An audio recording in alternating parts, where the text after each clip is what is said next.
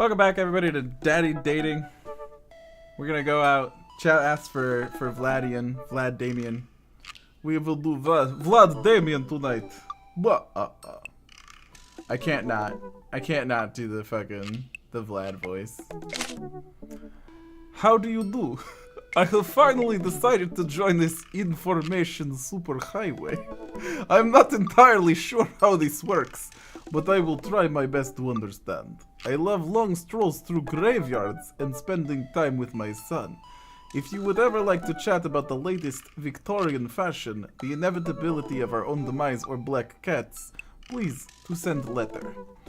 Listen to crime podcasts while I taxidermy my newest specimens. A coffin. Pronouncing bosom correctly. A bat. Foreign art house horror. Each night we are at Industrial Dark Wave Club in Berlin. The music drums to the beat of our hearts. In upside down cross. Oh my god. Mortality salience. Oh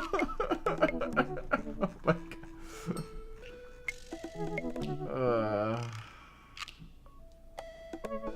Oh my god. Alright, we're doing it. This is what you wanted, chat. This is what you wanted.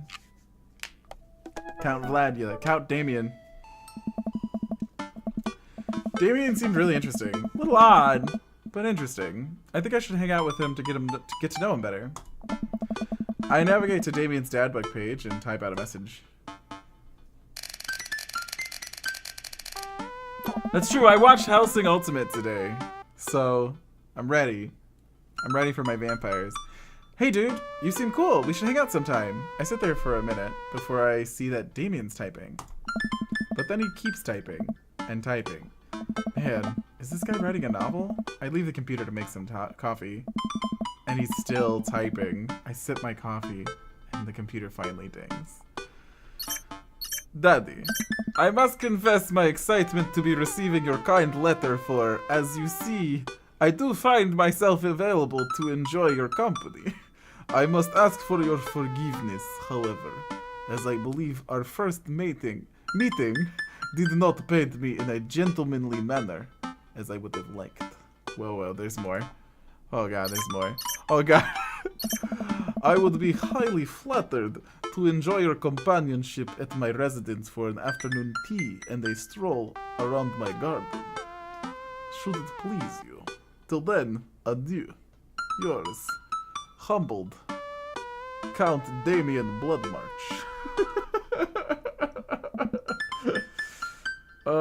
Hey Amanda, can you help me with something?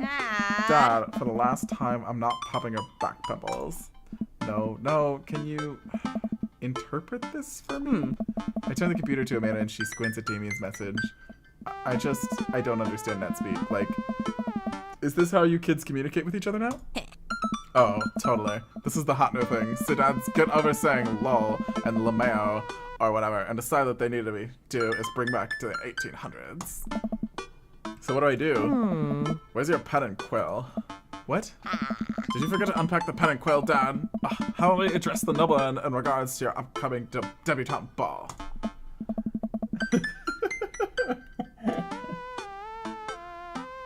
Okay, now I know you're messing with me. Father, without a proper chaperone, you'll never end up with a suitor worthy of our land. Or our dowry. Or, so you read Pride and Prejudice for school one time, and now you're reciting things that you know about it back to me, aren't you? Like, the first 5 pages, then I read a review of the movie. Still gonna be though. Great. So what do I say to Damien? I got this. Amanda reaches over me and types on the keyboard. Sure thing, dude. Regards, Daddy Vox.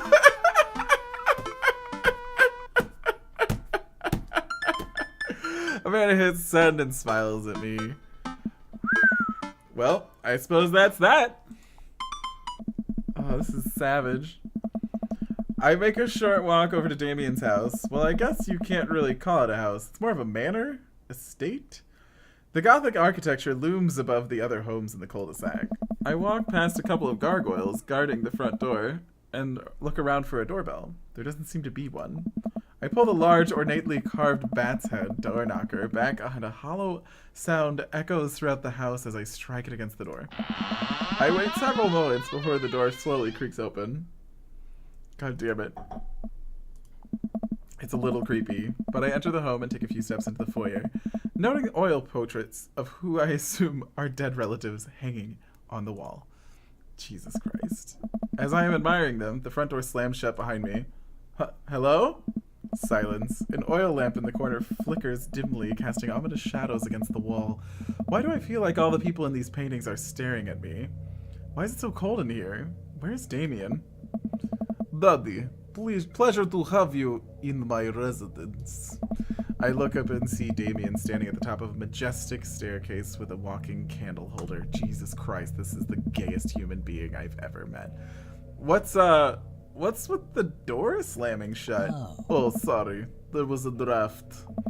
And the door creaking open when I knocked? I accidentally left the door unlocked. And the creepy oil paintings? I like oil paintings. It's tradition. Right. Right. Please, let me show you around. Okay. Damien leads me around his house, showcasing his parlor, sitting room, auxiliary sitting room, and the parlor again for some reason. This is one of the older homes on the block, yes.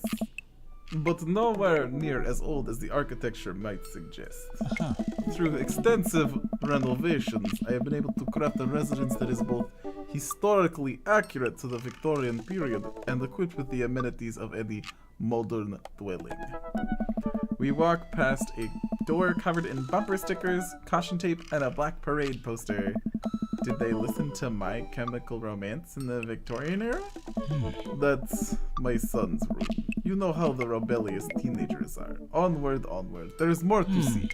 Like the place where I will be sacrificing you to my dead wives. We have a door at the end of the hall that Damien opens with a flourish. Whoosh. And this is the library. Sunlight streams from floor to ceiling arched windows. The walls are lined with packed bookshelves. Excuse me. And even more books are scattered over the period-appropriate furniture. Damien is clearly really proud of this room. Look at the windows, look at the butterflies, pick up a book. That's enough of the tour.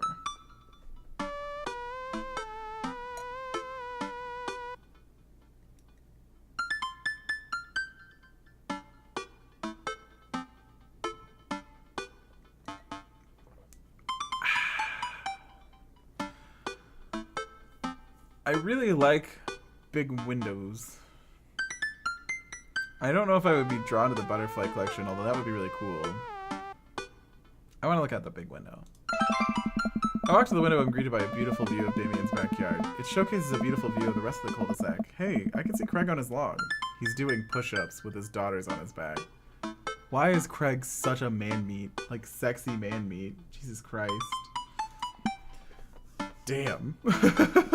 He sees me and waves happily, doing push-ups with one hand now. Damn! Oh.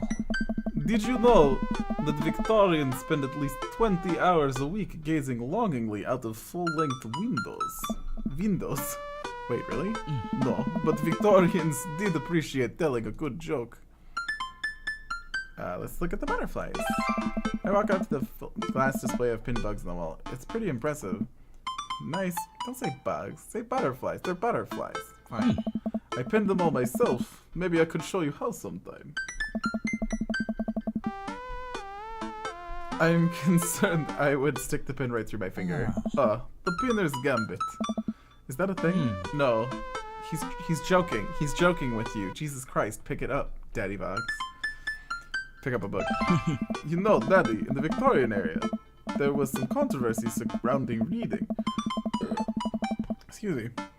Many people thought the more tawdry novels would encourage youth to a life of crime and would cause too much of a distraction from work and school.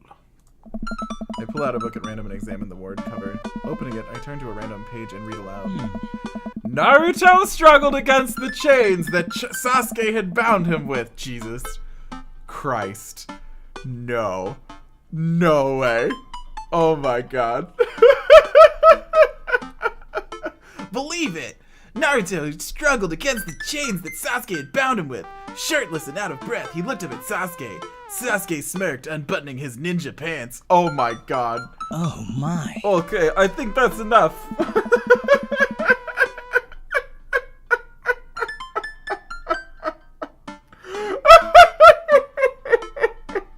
It's fucking fan porn. It's fucking Naruto, Sasuke, Yoi fucking porn. What in the fuck? Bye, Endo. Damien snaps the book shut and puts it back into the shelf. That's a rare book from my private collection. Oh my Jesus Christ. Please, will you join me for tea? Oh my god. Oh. I follow Damien to his sitting room, where finger foods have already been set up on a beautiful tiered silver tray. I take a seat on one of the high-backed chairs as Damien pours and serves me some tea. I can't believe we're having a high tea. I never thought I'd get to do this. Damien smiles to himself. What? It's a common misconception that high tea refers to the wealth or class of the people enjoying it, when in fact high refers to the later time of day that the working class had to enjoy tea and the height of the tables on which they are served. Oh. My dear friend, we're currently enjoying afternoon tea. That's informative. Damien takes a seat next to me and serves me a tiny sandwich. I would love a tiny sandwich. Are there a lot of goths in Maple Bay? I like your cape. Your home is really impressive. This is what I would say. It seems like you've really put a lot of work into this place. I even got wieners. Thank you. No one's ever complimented my home before. How could they not? This is fucking impressive. Even if you don't appreciate what he's into, the amount of fucking sheer effort that has gone into making this place what it is incredibly impressive. Hell, I can barely get a matching salt and pepper shaker in my place. Look at what you've done. I'm kind of jealous. That's very generous of you to say. It's high noon. So what got you interested in goth stuff? Well, when I was a young boy, my father... Did he take you into the city? Sorry? Did you guys see a marching band? I'm afraid I don't understand. You serious? Of course. But it's, you know, the song. Amanda made me listen to it. Seriously? I'd love to see a marching band. Nevertheless, I've always had a love for art and history and fashion. What started off as a small hobby of collecting taxidermied animals sort of grew into an obsession. It's a privilege to be able to appreciate the lives and culture of those who came before us, I think. Why not go all the way? I like not dying when I catch a cold. He takes a sip of tea. I can acknowledge that there were many very terrible things about the Victorian era, and to try to live a life that strictly aligns with those ideals would be admittedly horrid. But I think it takes a critical mind to appreciate something to the fullest, to be cognizant of its flaws and love it all the same. Tell me, Daddy Vox, do you have any hobbies? Oh man, I do, but I don't know if I care about anything the way you care about this stuff. Well, I'd love to hear about your interests. Hearing someone talk about the things they're passionate about is intriguing, and quite honestly, rather attractive. Please, do tell me about your hobbies. Quick, sound sophisticated. I like watching soap making videos on the internet. Love me some word jumbles. I learned how to juggle once. I don't like these options.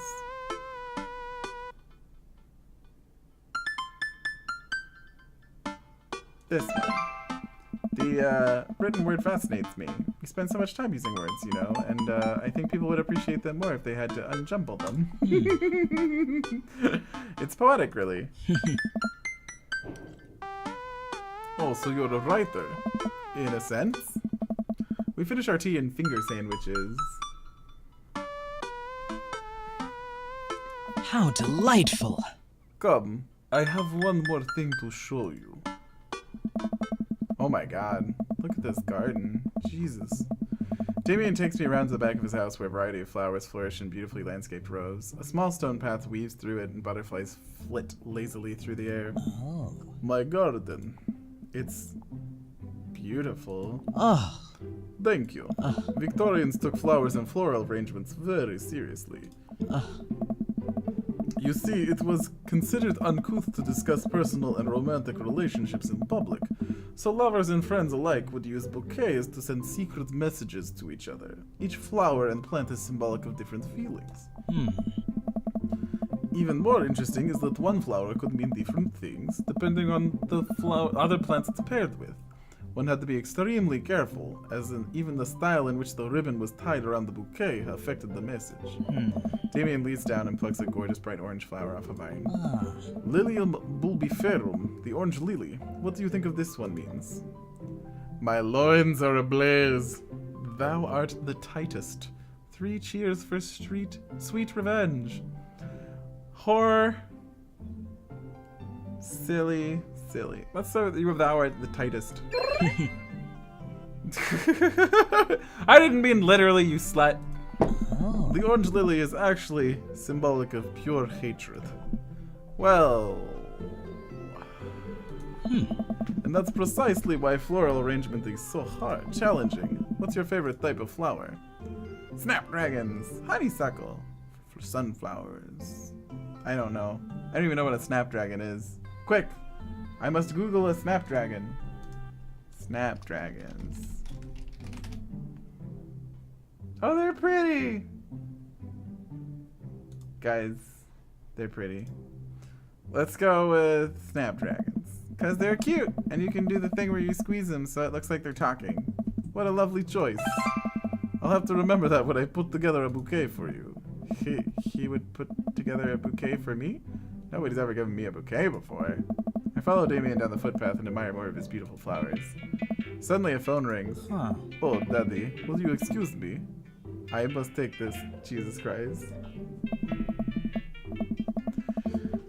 He pulls his cell phone out of his pocket. I'm a little surprised it's not a rotary phone. Go for it. Damien smiles and he walks back to the house. I take a deep breath and enjoy the heavily perfumed air. What a lovely yard. This makes me wish I had put little more effort into the garden than Amanda and I tried to start one time. Our watermelons grew to the size of cherry tomatoes and then immediately died. Oh hey, a gargoyle. Oh no, I think I knocked over the gargoyle. Oh no, I knocked Fix that garg. Fix that garg. Fix that garg. Oh my god. Hold on. Oh god. Oh no. Oh shit. I think this is it. That's not it? Oh come on, that's gotta be it. Shit. Alright, this is the head. This isn't it. How do I...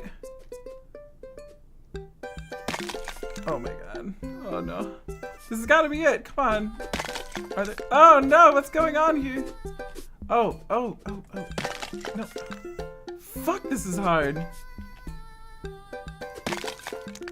Alright, this is the piece I believe. I believe this is the piece. Go. And this one. Go. And then this one.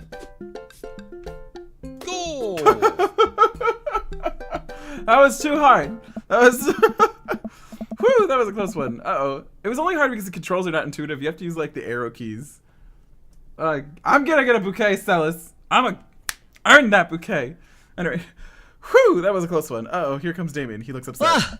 Daddy, my sincerest apologies to have kept you waiting. There's an urgent matter that I must attend to, so I'm afraid I must take my leave. No problem, dude. Everything alright? Damien worries the hem of his coat with his fingers and looks away. Everything is perfectly fine, but it's Lucian. What's wrong? He appears to have, well, his teacher needs me to come to the school post-haste. Do you need help? Oh no, you don't have to. Let me come with you. Us dads gotta stick together. You're right. This is one of Lucian's more elaborate stunts. I would greatly treasure having another parent by my side. Let's go. Damien and I walk into the school and are immediately greeted by an anxious-looking Hugo. Hey, Damien. Hey, Damien. You're here in record time. I wouldn't miss it for the world, dear friend. wow, whatever it is, it doesn't seem like this is Hugo and Damien's first time to the My Kids Are in Trouble rodeo. What is it this time? Oh. This, Damien, you have to see it to believe it. Damien and I fall into a step behind Hugo, who leads us to through the busy corridors of the school. We pass by several classes in session. I vaguely wonder if Amanda's around. Hugo eventually ushers us into a small boiler room with a flight of rickety stairs leading down into the darkness. Watch your step. I can hear faint voices drifting up from the basement, and they don't sound happy. As I'm led into the depths of the school, I recall the antics I got into as an angsty middle schooler. At least I had enough sense to stay out of that creepy basements. We find another teacher in the boiler room tucked away in the back of the basement. With him are Lucien and Ernest, Hugo's sons. Lucien has a bloody nose. Thanks for coming. I can't make heads or tails of this. I look around at the scene of the crime and see a bunch of bricks and some masonry tools scattered around. What happened here? Ernest, punched me. Lucien tried to kill me. Oh my. The room falls silent. I was not trying to kill you, dumbass. I was just trying to build a brick wall around you and see what happened. You promised me there was wine down here. You tricked me. Whoa. Listen, wait a second. Lucien, did you try to cask of Amontillado Ernest? Cask of Amontillado Ernest? I'm neither confirming nor denying that. I turned to Damien and whispered to him, What's cask of Amontillado? He walled a dude up. Okay, whatever. It's a classic Edgar Allan Poe short story where a man gets his enemy drunk, lures him down to a cellar with the promise of wine of a fine vintage, then buries him alive behind a brick wall. It's a lovely story. So wait, Lucien, you tried to do that to him? I was curious to see how it would turn out. I wasn't actually going to leave him there. What was the thought process here? That Ernest was going to sit still while you slowly build a tomb around him? Well, it worked for 20 minutes because he's an idiot. But then he realized that I lied about the wine. And you were cackling maniacally. That sort of tipped me off. Ernest, 20 minutes? Dad. Whoa. It took you 20 minutes? Son, we just did an entire 2-week unit on the cask of Amontillado. And it took you 20 minutes to realize Lucien was leading you into elaborate ruse. Did you even read the story? I read the first 5 pages and then read a review of the movie. Whoa!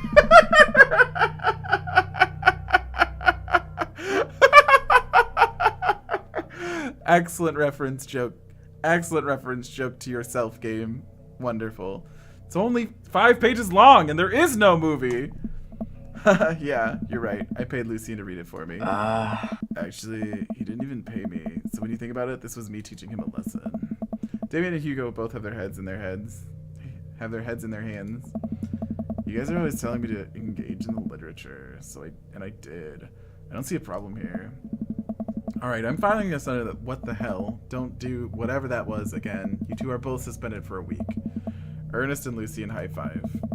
The teacher starts to stomp up the stairs. Hugo, I'll cover your class. Take your son home. Mr. Bloodmarch, you too. Thank you for your mediation. We all head up the stairs and out of the school in tense silence. The timeline is very strange in this game. Amanda was home. No, okay, the timeline's right here. Amanda was going to school before she sent that message for me. Never mind, we're good. Lucien, Damien, and I all pile into my car and begin the drive home. Lucien immediately puts his hood up and stares out the window angrily. I'm not going to therapy again. You're not even wearing a hoodie. That is a V-neck shirt. I can see your chest V-neck. Anyway. I know, son. It's entirely up to you whether or not you want to go. But I care about you, and I can see that you're struggling. So if you do decide that you would like to speak to a professional about your feelings, we can do that too. Maybe you can spend the next week looking for a summer job, I know how much you want your own car. I can't believe Damien's keeping his cool. I'm impressed. Fine. Thanks for not freaking out too hard. I love you, son. Like I love blood. and murdering babies. Lucian continues staring out of the window. Love you too. We spend the rest of the drive in relative silence. The moment we pull into the driveway, Lucian hops out of the car, slams the door, and runs inside. Oh. I didn't expect to have the conversation in front of you. He and I have a lot we need to work out. It's alright. And all things considered, Lucian's bricklaying was pretty good. So there's your silver lining. Oh. There is that, yes. He's probably just going through a phase. I really admire how you handled that. Does this kind of thing happen a lot? This is the nice thing to say. You were a lot more diplomatic with him than I would have been. I just want what's best for him. I just want what's best for him, and I don't think yelling at him would do us either of us any favors. It rarely does. You're a good dad. Waiters! See you around soon? Ah. It would be my honor and my pleasure. Damien bows with a flourish. Classy. I come home to find Amanda curled up on the couch with a blanket watching TV. I flop down next to her. Yo. What you watching? Tiny House Hunting Brothers Extreme Edition. Ugh, I hate this show. The couple on-screen bickers back and forth while standing in an extremely small house made of recycling bottles. Recycled bottles. The Tiny House Hunting Brothers watch them with bemused expressions, both of their heads touching the low ceiling. I told you I wanted a two-bath, shabby chic cottage. This house doesn't even have a bathroom. But honey, the outhouse is only 20 yards away. It's not that bad. I'm not pooping outside, Greg! Why don't they just get a regular-sized house? I don't know. Huh? How'd after Antigua? It got strange. We had to go to the school to pick up Lucian since he tried to. He lured Ernest down to the cellar with a promise of fine vintage and then tried to break him into the well, right? How did you know that? Has everyone read the story except for me? Yeah. Lucian live-streamed the entire thing. This entire day is beyond me. But otherwise, it was a fun day. The Damien guy's a character, but he's really good company, and a surprisingly diplomatic dad. I dig his style. You know what? Me too.